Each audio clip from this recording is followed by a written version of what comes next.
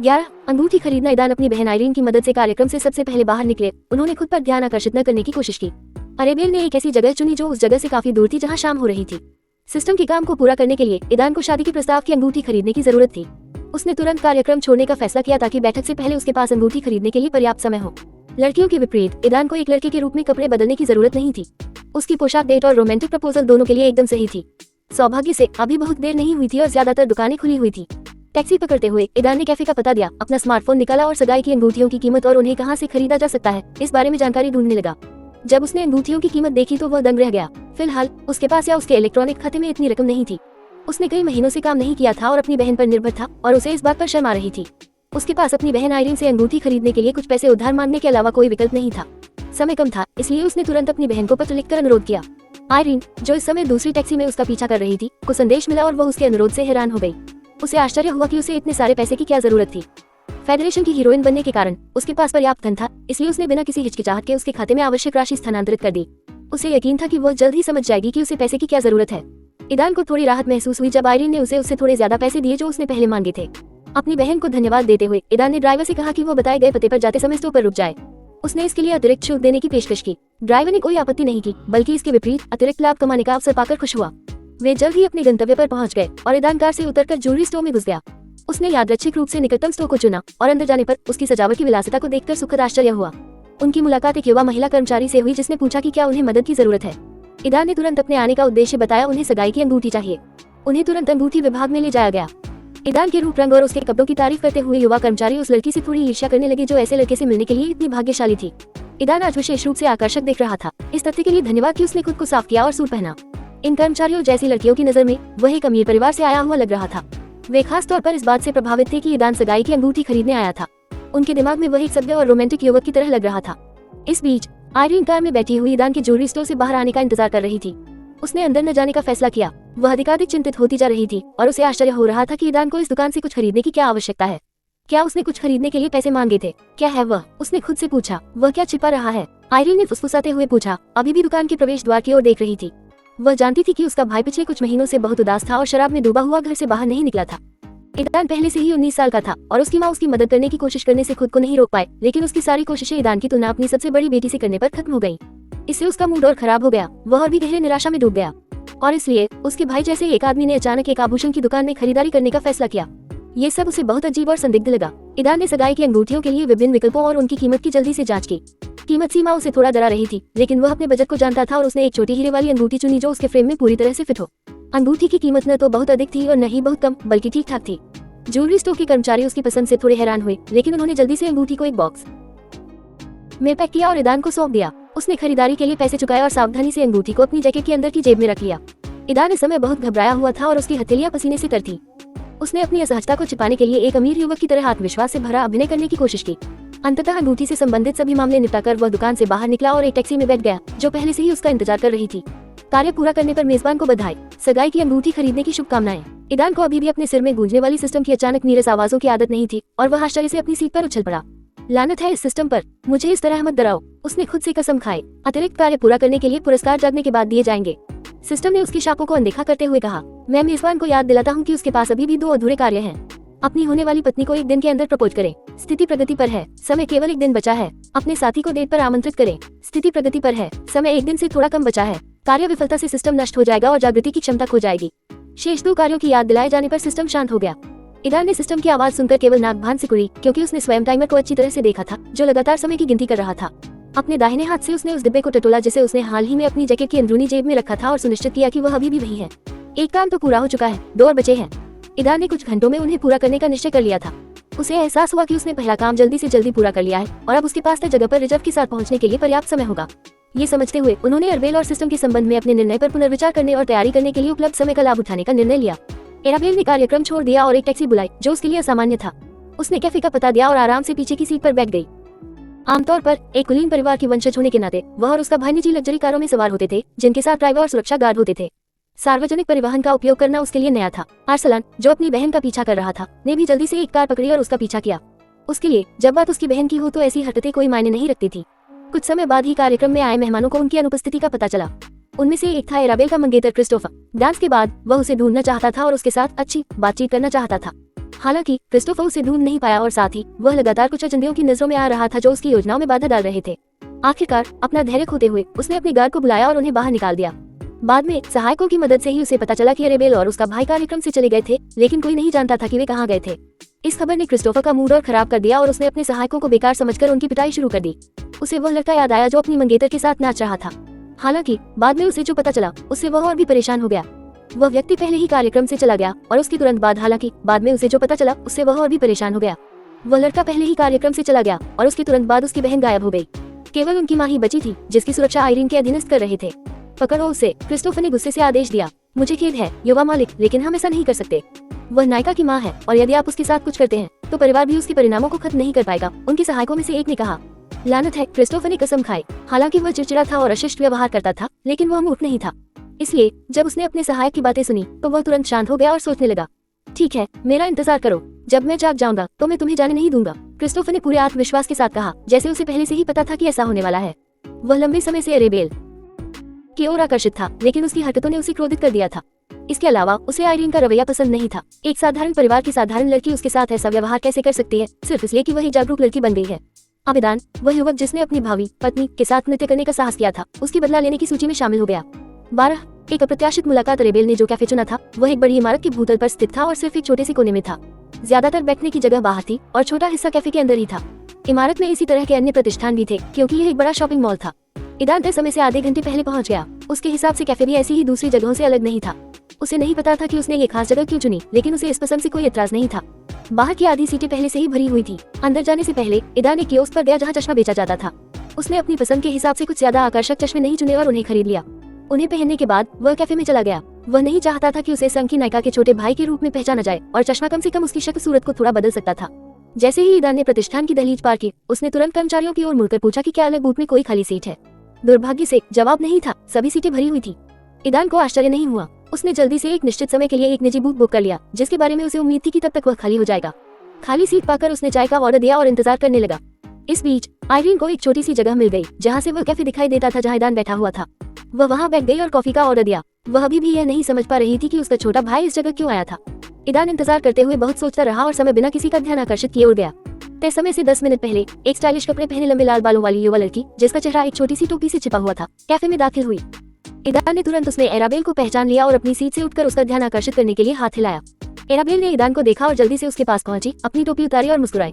ईदान उसकी मुस्कान से मोहित होकर कुछ सेकंड के लिए स्थिर हो गया, उसकी सुंदरता से मंत्रमुग्ध हो गया। अरेबेल उसे देखकर खुश हुई। अगर कोई लड़का उसे देखते ही स्तब्ध हो जाए तो कौन सी लड़की खुश नहीं होगी। अपने विचारों को समेटते हुए ईदान ने एराबेल को बैठने के लिए आमंत्रित किया और उसे बताया कि उसने एक अलग सीट ले ली है जो जल्द ही खाली हो जाएगी। एराबेल ने नियमित पानी का ऑर्डर दिया और बातचीत शुरू करने से पहले वे चुपचाप बूथ खाली होने तक इंतजार करते रहे। आयरीन, जो चुपचाप दूसरे प्रतिष्ठान में इंतजार कर रही थी, ने देखा कि लंबे लाल बालों वाली एक लड़की ईदान की मेज के पास आ रही थी। पहले तो वह उसे पहचान नहीं पाए, लेकिन जैसे ही अरेबेल ने अपनी टोपी उतारी, आयरीन ने तुरंत पहचान लिया कि वह अरेबेल मॉर्गन है। अपने छोटे भाई को अपने साथ देखकर आयरीन दंग रह गई। जब वह इस खोज से सदमे में थी, तभी लाल बालों वाला एक युवक प्रतिष्ठान में दाखिल हुआ। उसने उन लोगों पर ध्यान नहीं दिया जो पहले से ही अंदर थे। इस समय अरसलान का ध्यान अपनी बड़ी बहन पर केंद्रित था, जो सामने के कैफे में घुसी और उस युवक के पास पहुंची। अरसलान ने ईदान को तुरंत पहचान लिया और वह भी आयरीन की तरह ही हैरान था।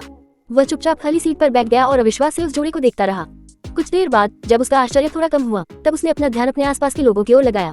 आयरीन को भी होश आया और उसने देखा कि एक परिचित व्यक्ति प्रतिष्ठान में आया और उसके बगल वाली मेज पर बैठ गया। उसने गौर से अरसलान को देखा और उस समय उसने भी उस पर ध्यान दिया। दोनों चुप थे, एक दूसरे से नजरें नहीं हटा रहे थे। उनके बीच का माहौल जल्दी ही गर्माने लगा। लानत है, अरसलान ने धीरे से कसम खाई। वह अपनी बड़ी बहन का पीछा करते हुए आयरीन से मिलने की कल्पना भी नहीं कर सकता था। वह अभी भी यह नहीं भूल पाया था कि कैसे उसके परिवार के लोगों ने उसे बहलाने फुसलाने की कोशिशों के कारण आयरीन ने उसे पीटा था। हालांकि वो खुद इसमें शामिल नहीं था, लेकिन उसके परिवार के लोगों ने आयरीन को इतना परेशान कर दिया कि उसे लगा कि उसने ही उन्हें भेजा है और उसने उसे चाकू मार दिया। चाहे वो खुद को सही ठहराने की कितनी भी कोशिश करे, वह उस पर यकीन नहीं करती थी और इस स्थिति में उसे यकीन था कि वो उसके बहाने भी नहीं सुनेगी, बल्कि तुरंत बल का प्रयोग करेगी। आयरीन गुस्से में थी। पहले मॉर्गन का परिवार उसे बहुत परेशान करता था और उन्होंने उसके परिवार के सदस्यों को शामिल करके उसे धमकाने की भी कोशिश की थी। वह इस तरह के रवैये को बर्दाश्त नहीं कर सकती थी। उसके पास केवल उसकी माँ और छोटा भाई बचा था और उसे धमकाने और उन्हें इस तमाशे में घसीटने के प्रयास असहनीय थे। उसने मॉर्गन परिवार को ये स्पष्ट कर दिया कि अगर वे अपने एकमात्र जागे हुए बेटे, जिस पर उन्होंने अपनी सारी उम्मीदें टिका रखी थी, की पिटाई करके उनके खिलाफ हाथ उठाएंगे तो क्या होगा। आयरीन ने अपने और मॉर्गन परिवार के बीच हुई घटनाओं का विश्लेषण करते हुए निष्कर्ष निकाला कि उन्होंने उसके छोटे भाई का अपने फायदे के लिए इस्तेमाल करने का फैसला किया था। इसके लिए उन्होंने अपने छोटे भाई को बरगलाने के लिए अरेबेल मॉर्गन को भेजा। उनके बीच मामला इतना बढ़ गया कि प्रतिष्ठान में आने वाले बहुत कम लोगों ने उन पर ध्यान दिया। उन्हें फेडरेशन के हीरो के रूप में पहचान कर उन्होंने शोर मचाना शुरू कर दिया और तस्वीरें लेने के लिए अपने स्मार्टफोन निकाल लिए। स्थिति में अचानक आए बदलाव ने आयरीन और अरसलान को होश में ला दिया और उन्होंने तुरंत अपनी क्षमताओं का इस्तेमाल करने का फैसला किया। आयरीन ने अपनी आंखें बंद कर ली और जब उसने उन्हें खोला तो वे बैंगनी गुलाबी रंग के घूमते हुए सर्पिल में बदल गयी। जिसने भी उसकी आंखें देखी उनकी आंखें जम गईं और उनकी आंखें रंगीन हो गईं, पुतलियों के बिना सफेद हो गईं। उसके जादू के प्रभाव में सभी आगंतुकों ने अपने स्मार्टफोन रख दिए और अपनी सीटों पर वापस लौट आए जैसे कि कुछ हुआ ही न हो। अरसलान दूर नहीं रहा, उसने प्रतिष्ठान के चारों ओर एक अदृश्य अवरोध खड़ा कर दिया ताकि कोई भी यह न देख सके कि अंदर क्या चल रहा है। बाहर से देखने पर ऐसा लग रहा था कि कुछ भी नहीं बदला है। जब अरसलान ने आयरीन की आंखें देखी तो वह थोड़ा कांप उठा। वह अभी भी उस नजर को भूल नहीं पाया था, यहाँ तक कि वह उसकी शक्ति का सामना नहीं कर सकता था। उसकी क्षमताएं ऐसे हमलों से बचाव के लिए नहीं बनाई गई थी और उसकी अन्य क्षमताओं ने केवल उसकी असहायता को बढ़ाया। अगर उसे इस क्षमता का मुकाबला करने का कोई तरीका मिल भी जाता तो उसे यकीन था कि वह उसकी अन्य क्षमताओं को संभाल नहीं पाएगा। आयरीन ने स्थिति को समझते हुए अपनी आंखें बंद कर ली। एक पल के बाद उसने उन्हें खोला और उसकी नजर सामान्य अवस्था में लौट आई। उसने अरसलान को देखा, फिर प्रतिष्ठान के अंदरूनी हिस्सों को देखा, उसकी सीलिंग क्षमताओं की बारीकी से जांच की। अपने हुनर की बदौलत आयरीन दूसरों का ध्यान भटका सकती थी और किसी की नजर में नहीं आती थी। अरसलान की शक्ल देखकर वह बेचैन हो जाती थी और उसके साथ ही वह भी लोगों की नजर में आ जाती थी। उस क्षण उन दोनों ने महसूस किया कि एक अजीब शक्ति उनके शरीर में प्रवेश कर रही है और उन्हें स्पष्ट रूप से एहसास हुआ कि उनकी अपनी क्षमताएं थोड़ी कमजोर हो गई हैं। वे दोनों जोर से सांस लेने लगे। अरसलान और आयरीन को इसका मतलब अच्छी तरह पता था। जब उन्होंने अपनी शक्तियों का इस्तेमाल आम लोगों के खिलाफ करने का फैसला किया तो उन्हें पहले से ही इसकी उम्मीद थी। अरसलान अपनी सीट से उठकर आयरीन की मेज पर गया और उसके सामने बैठ गया। उसने उससे बात करने, अपनी स्थिति समझाने और यह पता लगाने का निर्णय लिया कि उसकी बड़ी बहन और छोटे भाई आयरीन एक दूसरे से किस प्रकार संबंधित हैं। आयरीन ने जवाब देने से पहले उसकी बातें सुनने का फैसला किया। जब आयरीन और अरसलान ने आखिरकार बातचीत शुरू की तो राबेल और ईदान पहले ही खाली बूथ पर कब्जा कर चुके थे। एक दूसरे के बारे में जाने आखिरकार ईदान और राबेल अकेले थे और मौजूदा स्थिति पर चर्चा करने के लिए तैयार थे। हालांकि अकेले होने के कारण उन्हें नहीं पता था कि बातचीत कहां से शुरू करें। शायद हमें एक दूसरे को जानने से शुरुआत करनी चाहिए। मेरा नाम ईदान है, ईदान फेन। ईदान ने आखिरकार पहल करने का फैसला किया और खुद को राबेल से मिलवाया। पिछली बार उनका परिचय उनकी बहन आयरीन ने करवाया था, लेकिन तब उसने जुड़वा बच्चों को केवल उनके पहले नाम बताए थे, उनके अंतिम नाम नहीं बताए थे। मेरा नाम अरेबेल है, अरेबेल मॉर्गन। जैसा कि आप पहले से ही जानते हैं, मैं अरसलान मॉर्गन की बड़ी जुड़वा बहन हूँ। इस समय मॉर्गन परिवार में एकमात्र जागृत व्यक्ति हूँ, अरेबेल ने खुद को परिचय दिया। मैंने मॉर्गन परिवार के बारे में बहुत कुछ सुना है, ईदान ने हल्की मुस्कान के साथ कहा। प्रसिद्ध मॉर्गन परिवार के बारे में कौन नहीं जानता। मुझे नहीं लगता कि आपको हमारे परिवार की क्षमताओं के बारे में सही जानकारी है, राबेल ने आपत्ति जताते हुए कहा, जो उसी परिवार में पली बड़ी थी और अच्छी तरह जानती थी कि परिवार कैसे काम करता है। ठीक है, अभी इसे यही छोड़ देते हैं। आप इस प्रणाली के बारे में क्या सोचते हैं? ईदान ने विषय बदलने का फैसला किया और सबसे महत्वपूर्ण सवाल पूछा जो उन्हें एक साथ जोड़ता था। ईमानदारी से कहूँ तो मेरे लिए उसके बारे में बात करना मुश्किल है। एक तरफ यह एक संभावना की तरह लग सकता है, लेकिन मेरे लिए यह एक नई बीड़ी की तरह है। शायद आपको ये पता ना हो, लेकिन जिस क्षण में पैदा हुआ उसी क्षण से मेरा और मेरे भाई का जीवन तय हो गया था। यहाँ तक कि जीवन में हमारे साथी भी परिवार द्वारा चुने जाते थे। हमें वोट देने का अधिकार नहीं था और हमारे लिए यह पहले से ही तय था कि हम किस तरह का जीवन जिएंगे और यह व्यवस्था पहले की व्यवस्था से किस तरह अलग है। ये हमें हमारी राय पूछे बिना ही एक दूसरे को चुनने के लिए मजबूर करती है। मेरे लिए ये व्यवस्था जो अवसर प्रदान करती है वो परिवार द्वारा दिए जाने वाले अवसर से अलग नहीं है। राबेल ने सिस्टम के बारे में अपने संदेह नहीं छिपाया और अपनी चिंताओं को ईदान के साथ साझा किया। उसे नहीं पता था कि उसने उसे ये सब बताने का फैसला क्यों किया, लेकिन अपने विचार व्यक्त करने के बाद उसे थोड़ा बेहतर महसूस हुआ। ये सिस्टम मेरे लिए भी एक आश्चर्य की तरह था। आज मेरी माँ मेरी बहन से उसके प्रेमी और संभावित विवाह के बारे में सवाल पूछ रही थी और मैं मन ही मन प्रार्थना कर रहा था कि वह मेरे ओर ध्यान न दे। और इसलिए 1 घंटे से भी कम समय में ये सिस्टम सामने आया जिसने हमें आपसे जोड़ दिया, ईदान ने थोड़ी उदासी के साथ कहा। ईमानदारी से कहूँ तो मैं इस शाम को नहीं आना चाहता था। अगर मेरी इच्छा अपनी बहन को निराश न करने की होती तो मैं यहाँ नहीं होता। मैंने कभी नहीं सोचा था कि मैं इस माहौल में फिट हो पाऊंगा। मेरी कोई बड़ी महत्वाकांक्षा या आकांक्षा नहीं थी। हालांकि जब मेरी बहन जाग गई और प्रसिद्ध हो गई तो मुझे उससे थोड़ी जलन हुई, लेकिन मुझे हमेशा पता था कि यह मेरी नहीं है, ईदान ने आगे कहा। हालांकि एक बात स्पष्ट है कि आज हमें यह निर्णय लेना है कि हमें क्या करना है। हम व्यवस्था को त्याग सकते हैं और बिखर सकते हैं, जिससे जगने का एकमात्र अवसर चूक जाएगा, या हम व्यवस्था की शर्तों को स्वीकार कर सकते हैं और सहयोग करने का प्रयास कर सकते हैं। ईदान ने मुख्य प्रश्न को इस प्रकार प्रस्तुत किया। दोनों को ही निर्णय लेना होगा, बिना आम सहमति के वे आगे नहीं बढ़ पाएंगे। एक तरफ सिस्टम मेरे परिवार की तरह मेरी राय को ध्यान में नहीं रखता है, लेकिन मैं अपने डर और पूर्वाग्रहों के कारण इस संभवतः एकमात्र अवसर को खोना नहीं चाहता। इसलिए मैं निर्णय लेने से पहले एक दूसरे के बारे में अधिक जानने का सुझाव देता हूँ। आप क्या सोचते हैं? अगर हम सिस्टम से सहमत होते हैं और इसे जारी रखने का फैसला करते हैं तो हम एक दूसरे से जुड़े रहेंगे और इससे दूर होने का कोई रास्ता नहीं है। मुझे नहीं पता कि आगे क्या होगा, लेकिन सिस्टम के नाम से ही ये स्पष्ट है कि हमारा रिश्ता सिर्फ दोस्ताना से कहीं ज्यादा होगा। मुझे नहीं पता कि सिस्टम खुद और क्या कर सकता है अगर यह शुरू से ही आपको मेरा पति कहता है और शायद आपको बताता है कि मैं आपकी पत्नी हूँ। राबेल ईदान के बारे में और जानना चाहती थी और उसके बाद ही कोई अंतिम निर्णय लेना चाहती थी। ईदान ने राबेल के इस सुझाव का पूरा समर्थन किया कि कोई भी निर्णय लेने से पहले एक दूसरे को अच्छी तरह जान ले, ताकि बाद में जब वे कोई निर्णय लें तो उन्हें कोई पछतावा न हो। राबेल, जिन्होंने एक दूसरे के बारे में जानने के लिए सबसे पहले पेशकश की, ने अपने और अपने परिवार के बारे में अपनी कहानी शुरू की। उन्होंने अपने माता पिता, उनके रिश्ते और मॉर्गन परिवार की राजनीति के बारे में सामान्य जानकारी साझा की। उन्होंने अपने भाई, जिस स्कूल में उन्होंने पढ़ाई की, और दूसरों के साथ अपने रिश्तों के बारे में भी बात की। अपनी भावनाओं को छिपाए बिना एराबेल ने अपने पूर्व मंगेतर का जिक्र किया, जिसकी दुर्घटना के दिन ही मृत्यु हो गई थी। उसने कहा कि उसके परिवार को इस घटना के बारे में पता चलने पर उसके लिए एक नया मंगेतर क्रिस्टोफर ह्यूग ढूंढा गया। अरेबेल की कहानी सुनकर ईदान को और भी यकीन हो गया कि वह उच्च परिवारों को नकारता है। उसे यकीन था कि वह कभी भी उनके प्रतिनिधियों के साथ एक आम भाषा नहीं बना पाएगा। अरेबेल ने ये भी जानकारी साझा की कि अरसलान की मंगेतर ने आत्महत्या कर ली है और परिवार ने उसके भाई की शादी किसी दूसरी जागृत लड़की से तय करने की कोशिश की है। ईदान को बहुत आश्चर्य हुआ जब उसे पता चला कि सबसे अधिक संभावना है ये जागृत लड़की उसकी बड़ी बहन आयरीन थी। अब उसे आखिरकार समझ में आ गया कि आयरीन ने अरसलान और अरेबेल के साथ ऐसा व्यवहार क्यों किया। वह बस फूट फूट कर हंसा। अरेबेल की कहानी के बाद ईदान की अपनी कहानी बताने की बारी थी। आपदा से पहले ईदान कई अन्य लोगों की तरह एक सामान्य जीवन जी रहा था। उसने अपने परिवार, अपने पिता, माँ और बड़ी बहन के बारे में बात की, जिन्होंने उसे मेलोड्रामा देखने के लिए मजबूर किया। ये सीरीज ही थी जिन्होंने अमीर लोगों के प्रति उसके मन में गहरी नफरत पैदा की। आपदा के दौरान ईदान ने अपने पिता को खो दिया। उन्होंने बताया कि कैसे उनके परिवार ने इस नुकसान से उबरने की कोशिश की और कैसे वे त्रासदी के बाद के शुरुआती महीनों में जीवित रहे। फिर उसकी बहन जाग जाती है और उन्हें अकेला छोड़ देती है। दुनिया के अंतर जागृत लोगों की घोषणा के कई महीनों बाद ही उन्हें पता चला कि वह संघ के नायकों में से एक बन गई है। इसके लिए धन्यवाद। वे राजधानी में जाने और एक नया, अधिक आरामदायक जीवन शुरू करने में सक्षम थे, और यह सब उसकी बड़ी बहन की बदौलत है। हालांकि उसकी बहन की लोकप्रियता ने उस पर नकारात्मक प्रभाव डाला। जब वह नौकरी ढूंढने की कोशिश कर रहा था तो लोग उसे पहचानने लगे।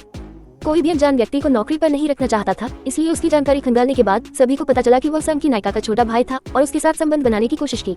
सभी ने उसकी तुलना उसकी बहन से की, जो बहुत परेशान करने वाली थी। वह पिछले कुछ महीनों से अपनी बहन की छाया में रह रहा था और अवसाद से पीड़ित था। सब कुछ तब बदल गया जब उसकी बहन ने अपनी चिंता दिखाई और उसे थोड़ा पीटा। इस वजह से वह 10 आपदाओं में से पहली को भी चूक गया। पहले तो वह अपने जीवन के इस हिस्से के बारे में बात नहीं करना चाहता था, लेकिन फिर उसने फैसला किया कि इसे साझा करना बेहतर होगा। उसने ये जानकारी कुछ शर्मिंदगी के साथ साझा की। अपनी कहानी के अंत में उसने बताया कि उसने आज के कार्यक्रम में भाग लेने का फैसला क्यों किया। ईदान ने अपनी कहानी खत्म की तो बूथ में सन्नाटा छा गया। उनमें से हर कोई अपने अपने विचारों में डूबा हुआ था और उसने एक महत्वपूर्ण निर्णय लिया जो उनके जीवन को पूरी तरह बदल सकता था। ईदान ने बहुत पहले ही अपनी स्थिति तय कर ली थी। वह इस अवसर को नहीं छोड़ सकता था और उसने सिस्टम को अपनाने का प्रयास करने का फैसला किया।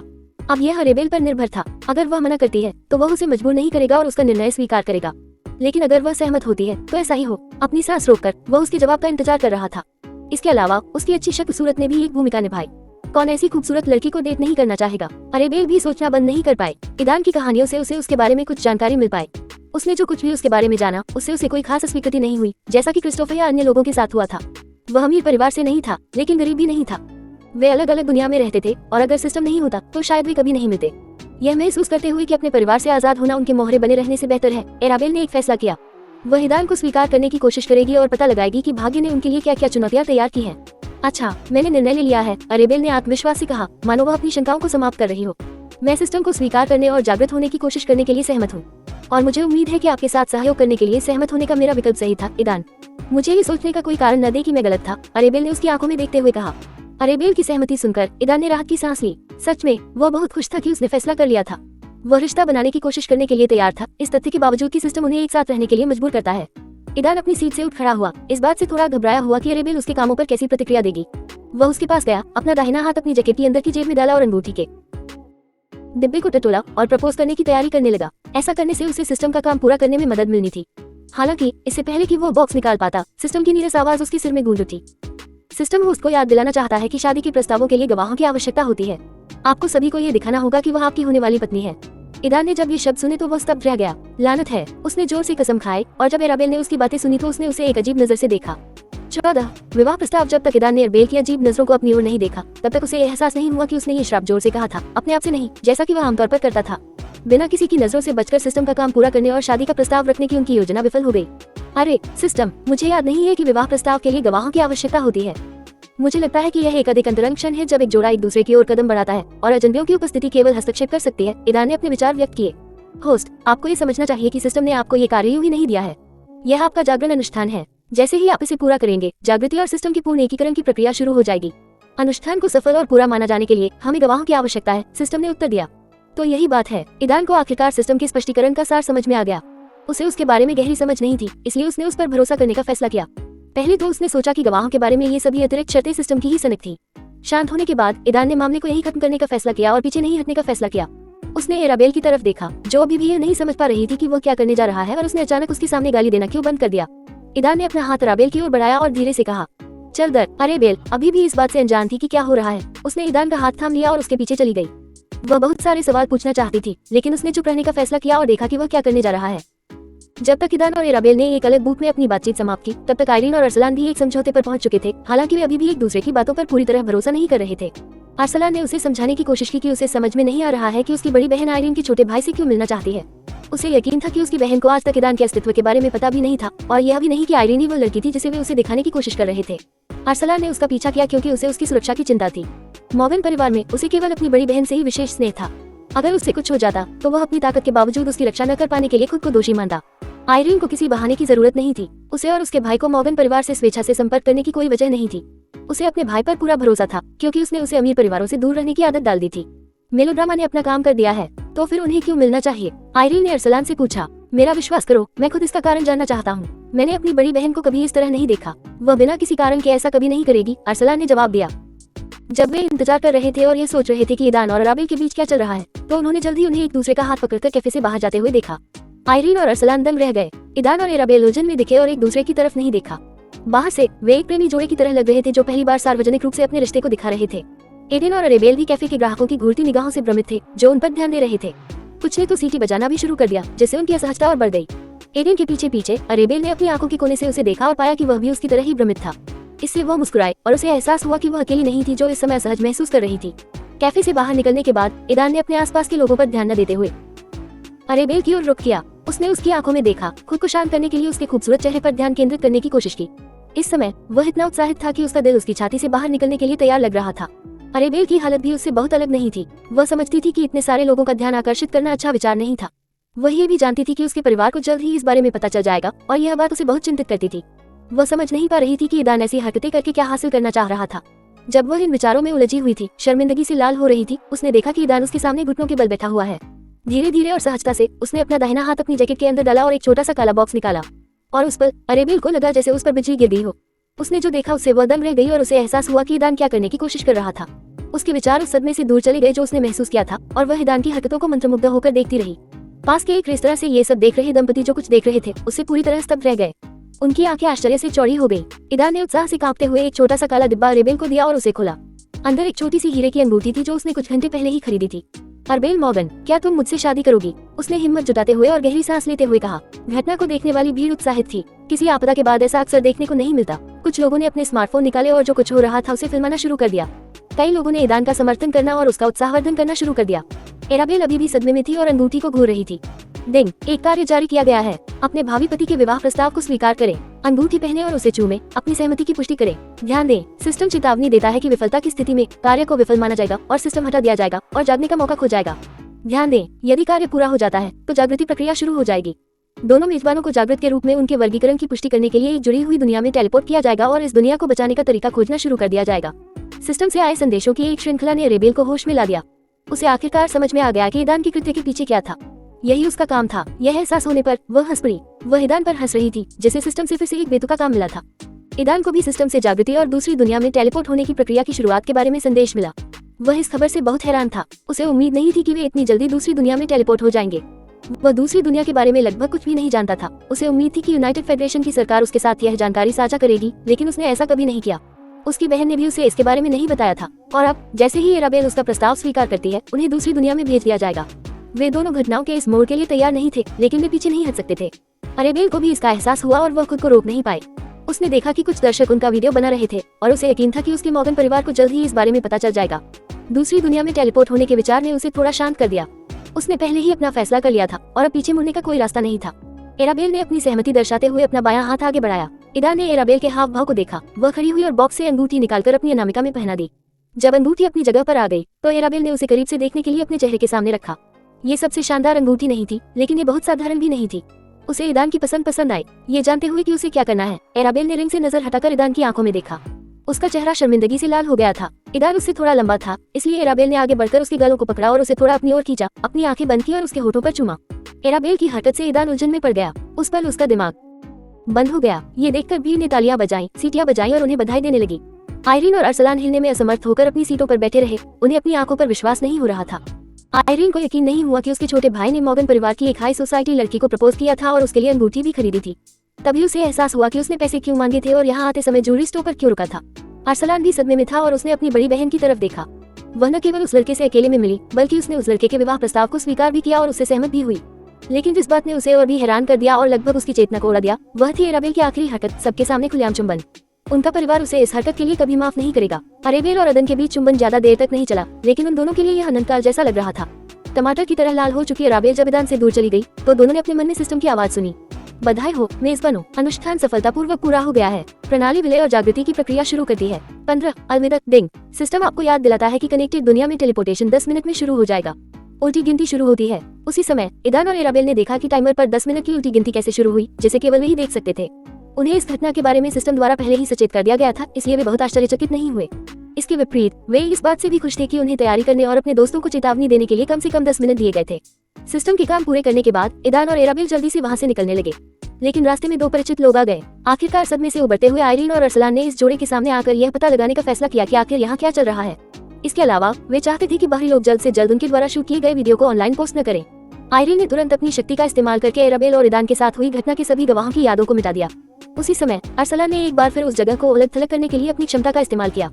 उन्हें ये सब करने में 10 सेकंड से ज्यादा समय नहीं लगा। लानत है, आयरीन ने गाली दी। ईदान अपनी बड़ी बहन और अरसलान के अचानक प्रकट होने से बेहद हैरान था। हालांकि वह आयरीन के असभ्य बयान से और भी अधिक हैरान था। उसने ये भी देखा कि उसकी बहन की आंखें उसके प्रकट होते ही कैसे बदल गई थी। मैंने उन्हें वीडियो हटाने के लिए मजबूर किया, लेकिन मैं पक्की तौर पर नहीं कह सकती कि किसी के पास इसे वेब पर डालने का समय था या नहीं। सबसे अच्छी बात यह है कि सबसे खराब स्थिति के लिए तैयार रहे और यह मान ली कि रिकॉर्डिंग पहले ही ऑनलाइन आ चुकी है। आयरीन ने अपनी आंखें बंद करते हुए अरसलान से कहा। आने वाली परेशानियों से परेशान होकर अरसलान ने अपनी कनपटियां रगड़नी शुरू कर दी। उसने अपनी बड़ी बहन को नाराजगी से देखा, जो अपने छोटे भाई को देखकर भ्रमित हो गई और अपनी नजरें नीची करके अपने पैरों को देखने लगी। ईदान को भी अजीब लगा जब उसने अपनी बड़ी बहन की नापसंदगी भरी नजरों से नजरें मिलाई। इस समय तक उसकी आंखें पहले से ही अपनी सामान्य अवस्था में आ चुकी थी। अपने आप को समझाओ, आयरीन ने ईदान को गौर से देखते हुए पूछा। बहन, बात यह है। ईदान ने स्थिति को समझाने के लिए सही शब्द खोजने की कोशिश की, लेकिन इससे पहले कि वह अपनी बात पूरी कर पाता, उसे लगा कि उसके शरीर में कुछ अजीब हो रहा है। उसने पहले कभी ऐसा कुछ अनुभव नहीं किया था। ऐसा लग रहा था जैसे कोई बाहरी शक्ति उसके शरीर में घुस रही हो। उसने आश्चर्य से अरेबेल की ओर देखा, जो भी उसे घूर रही थी। उस पल उन दोनों को एहसास हुआ कि वे एक ही चीज का अनुभव कर रहे थे। एक दूसरे के हैरान चेहरे को देखते हुए वे एक ही निष्कर्ष पर पहुंचे। उन्होंने अपनी जागृति प्रक्रिया शुरू कर दी है। आयरीन और अरसलान ने ये भी देखा कि कैसे ईदान ने अचानक बात करना बंद कर दिया और अविश्वास से अरेबेल को देखने लगा, जबकि अरेबेल उसे आश्चर्य से देख रहा था। क्या हुआ? आयरीन के पास ईदान से पूछने का समय नहीं था, क्योंकि उसके सिस्टम की नीरस आवाज उसके सिर में गूंज रही थी। ध्यान दें, होस्ट, एक अनोखी प्रणाली के सक्रियण का पता चला है। अरे क्या? आयरीन ने आश्चर्य से कहा। अरसलान ने भी अपने सिस्टम से कुछ ऐसा ही सुना और आयरीन की तरफ देखते हुए उसकी हैरानगी को देखा। उन्होंने एक दूसरे को देखा और आखिरकार उनका ध्यान ईदान और अरेबेल पर गया, जिन्होंने पहले ही अपनी नजर उन पर घुमा ली थी। मुझे लगता है कि आपके आश्चर्य को देखते हुए मुझे स्पष्टीकरण देने की आवश्यकता नहीं है, ईदान ने हल्की मुस्कान के साथ कहा। कैसे? आयरीन ने अपने छोटे भाई की ओर मुड़कर पूछा। अरसलान भी उतना ही आश्चर्यचकित था। उसने भी अपनी नजर ईदान पर टिका दी। वे दोनों अपना ध्यान ईदान पर केंद्रित कर रहे थे और अरेबेल को पूरी तरह भूल गए। उनके सिस्टम ने केवल यही बताया कि सिस्टम को जगाया गया है, एक वचन में। इसलिए उन्होंने गलती से मान लिया कि यह ईदान था जिसने सिस्टम को जगाया था, न कि अरेबेल ने, क्योंकि उसने सबसे पहले बातचीत शुरू की थी। बहन, मैं वास्तव में आपको सब कुछ समझाना चाहता हूँ, लेकिन दुर्भाग्य से हमारे पास अधिक समय नहीं है, ईदान ने उसी हल्की मुस्कान के साथ उत्तर दिया, यह महसूस करते हुए कि समय तेजी से निकल रहा था। तुम क्या बात कर रहे हो? तुम्हारे पास पर्याप्त समय क्यों नहीं है? आयरीन ने हैरान होकर पूछा। उसका छोटा भाई किस तरह की अजीब बातें कह रहा है, ये दावा करते हुए कि उसके पास ज्यादा समय नहीं है। अचानक उसे अपने सिस्टम से प्रतिक्रिया मिली। होस्ट, आपके भाई ने एक अनोखी प्रणाली को जगाया है। यह अनोखी प्रणाली इस और अन्य प्रणालियों से इस मायने में अलग है कि इसमें विशेषाधिकारों का एक बड़ा सेट है। अनोखी प्रणालियों में इस जैसी कोई सीमाएं नहीं है। सबसे अधिक संभावना है कि आपके भाई को कुछ ही मिनटों में कनेक्टेड दुनिया में टेलीपोर्ट कर दिया जाएगा। क्या? आयरीन ने अपने सिस्टम से स्पष्टीकरण सुनने के बाद कहा। वह पहले से ही आश्चर्यचकित थी कि उसके भाई ने सीरम के इंजेक्शन के इतने लंबे समय बाद सिस्टम को जागृत कर दिया था। उसने कभी किसी के इतने लंबे समय के बाद उसके जैसे सफलतापूर्वक जागृत होने के बारे में नहीं सुना था। वह जानती थी कि सरकार पहले से ही सीरम टीकाकरण की दूसरी लहर की तैयारी कर रही थी और उसे उम्मीद थी कि उसके भाई को उसके बाद जागने का सौभाग्य मिलेगा। सिस्टम की बदौलत उसे पहले से ही जाग चुके बाकी लोगों की तरह इस बारे में अंदरूनी जानकारी थी कि क्या हो रहा था। हालांकि उसके सिस्टम की अनूठी प्रणाली का उल्लेख उसके लिए एक आश्चर्य के रूप में आया। वह पहले से ही जानती थी कि सिस्टम को दुर्लभता के आधार पर वर्गीकृत किया गया था, साधारण, दुर्लभ, महाकाव्य और पौराणिक। जागृति के क्षण से ही उसकी प्रणाली को दुर्लभ माना जाता था, जैसे कि अरसलान और अन्य जागृत लोगों की प्रणाली जो संघ के 10 सबसे मजबूत नायकों में से थे। उसने महाकाव्य या पौराणिक प्रणालियों के जागरण के बारे में कभी नहीं सुना था, अकेले अद्वितीय प्रणालियों की बात तो दूर की बात है। क्या तुम्हें यकीन है? आयरीन ने अपने सिस्टम से पूछा। मेजबान, अनोखी प्रणालियां अद्वितीय इसलिए क्योंकि उनमें पारंपरिक से अलग उपस्थिति की विशेष और विशिष्ट तरंगें होती हैं। सिस्टम जैसे सिस्टम सटीक रूप से पहचान सकते हैं। ये सिस्टम केवल ये निर्धारित करने में सक्षम है कि कोई सिस्टम अद्वितीय है या सामान्य, लेकिन ये किसी अन्य सिस्टम के बारे में बाकी जानकारी प्रकट नहीं कर सकता है। मैं अपनी बेकारी के लिए माफी चाहता हूँ होस्ट। आयरीन की सिस्टम ने जवाब दिया। ईदान ने देखा कि उसकी बहन थोड़ी शांत हो गई थी और उसने टेलीपोर्ट होने से पहले सबसे महत्वपूर्ण सवाल पूछने का फैसला किया। अरेबेल, जो उनके बगल में खड़ी थी, उन्हें ध्यान से देख रही थी। उसे एहसास हुआ कि समय तेजी से खत्म हो रहा था। बहन, जब हम स्वयं को किसी दूसरी दुनिया में पाते हैं तो हमें क्या विचार करना चाहिए और किस बात पर ध्यान देना चाहिए? ईदान ने पूछा। जब आयरीन ने अपने भाई का प्रश्न सुना तो उसे एहसास हुआ कि उसकी प्रणाली सही थी। जिस तरह से ईदान ने प्रश्न पूछने की जल्दी में था, उसे देखते हुए उसे जल्द ही टेलीपोर्ट कर दिया जाएगा। मैं देख सकती हूँ कि आप जल्दी में हैं, इसलिए मैं आपको इसके बारे में बताती हूँ। जब हमने पहली बार खुद को दूसरी दुनिया में पाया तो हम सभी अलग अलग जगहों पर बिखरे हुए थे। कुछ समय बाद भी हम एक दूसरे से नहीं मिल पाए। आयरीन ने अपना अनुभव साझा करना शुरू किया। जब आप खुद को किसी दूसरी दुनिया में पाते हैं ईदान, तो सबसे पहले आपको अपने आसपास देखना चाहिए और जितना संभव हो सके उतनी जानकारी इकट्ठा करने की कोशिश करनी चाहिए।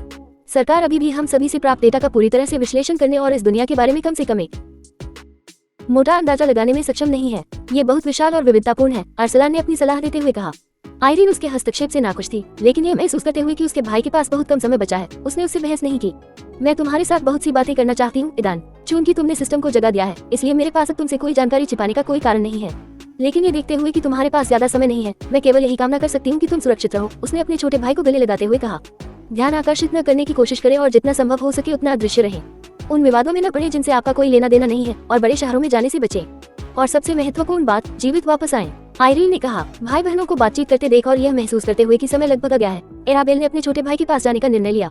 अरसलान ने देखा कि उसकी बड़ी बहन उसके पास अजीब से चेहरे के भाव के साथ आई। भाई, मुझे उम्मीद है कि आप मेरी बनाई समस्या का समाधान कर लेंगे। मैं आप पर बहुत भरोसा करता हूँ। भाई, मुझे उम्मीद है कि तुम मेरी बनाई समस्या का समाधान करोगे। मैं तुम पर बहुत भरोसा करती हूँ। मैं तुम्हें बाद में सब कुछ समझा दूंगी। मैं समझती हूँ कि इस सब के बाद तुम्हारे मन में बहुत सारे सवाल होंगे, लेकिन मैंने इस बारे में सोचा और कम से कम एक बार अपनी इच्छा पर विचार करने और परिवार के फैसले के बावजूद इस अवसर को न चूकने का फैसला किया। अरेबेल ने अपने हैरान छोटे भाई को देखते हुए धीरे से कहा। फिर उसने उसे कसकर गले लगाकर अलविदा कहा। अरसलान हैरान था। उसकी बड़ी बहन उससे ऐसे क्यों बात कर रही थी जैसे कि वो उसे अलविदा कह रही हो। ये शब्द कहने के बाद अराबेल ने अपने भाई को छोड़ दिया और ईदान लौट गई। बदले में उसने भी अपनी बड़ी बहन को अलविदा कह दिया। उन दोनों को एहसास हो गया कि समय लगभग आ गया है। आयरीन दूसरों की तरह समझ नहीं पा रही थी कि क्या हो रहा है। उसने देखा कि अरेबेल ईदान के पास आया और उसके बगल में खड़ा हो गया। आयरीन का पहला विचार ये था कि अरेबेल अलविदा कहने आया था, लेकिन इसके बाद जो हुआ उसने उसके अनुमान को पूरी तरह से नष्ट कर दिया। समय समाप्त हो गया और ईदान और एराबेल के आसपास की जगह मुड़ने और फटने लगी। एक चक्र के आकार की दरार घूमती हुई आकार में बढ़ती हुई लगभग 3 मीटर व्यास तक पहुंच गई, जिससे दूसरी दुनिया का द्वार बन गया। एक खिंचाव बल जो केवल ईदान और एराबेल को प्रभावित करता था पोर्टल से बाहर निकल आया। यह महसूस करते हुए कि वे पोर्टल के अंदर खींचे जाने वाले थे, ईदान ने अपना हाथ एराबेल की ओर बढ़ाया। उसने तुरंत उसके विचारों को समझ लिया और जवाब में उसका हाथ कसकर पकड़ लिया। उन्होंने एक साथ अपने रिश्तेदारों की ओर देखा और कहा, जल्द ही मिलेंगे। और इन शब्दों के साथ ही वे दोनों दरार में समा गए। जब ये जोड़ा गायब हो गया, तभी अरसलान को एहसास हुआ कि उसकी बड़ी बहन भी दूसरी दुनिया की ओर जाने वाले द्वार में गायब हो गई है। तभी उसे एहसास हुआ कि उसकी बहन उसे अलविदा कह रही है और उसे अपनी बनाई सारी परेशानियों से जूझने के लिए छोड़ रही है। न केवल वह, बल्कि आयरीन भी इस घटना से हैरान थी। वह अरसलान को देखकर हैरान थी और वह भी उसे देखकर हैरान था। लेखक से ये संक्षिप्त आरंभिक अंक समाप्त होता है। यह मेरी योजना से थोड़ा लंबा निकला, लेकिन मैं फिर भी परिणाम से खुश हूँ। मुझे उम्मीद है कि आपको ये पसंद आया होगा और मुझे खुशी होगी अगर आप मेरे साथ इस जोड़े के रोमांच का अनुसरण करना जारी रखेंगे।